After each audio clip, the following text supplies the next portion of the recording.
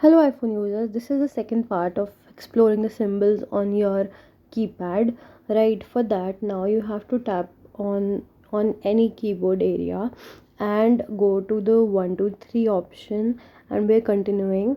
So this is the degree sign when you hold the 0, and for rupees I have told you the currencies, and ampersand, and the other is section sign, right, which you will get when you hold it, right.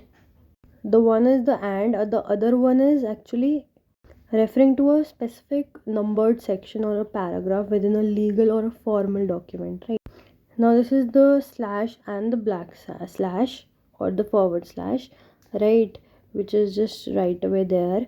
I am exploring it right now, so I'm trying all of it together. Now see, this is a hyphen. When I hold it, I get n dash, which is like 2 or for using range, and then we have m dash, which actually break in thought, extra info, or dramatic pause, right. And there is this, the last one, bulletin, to list the item, that is it, right. We will explore more in other videos. Till then, see the previous part and see you next video. Tada.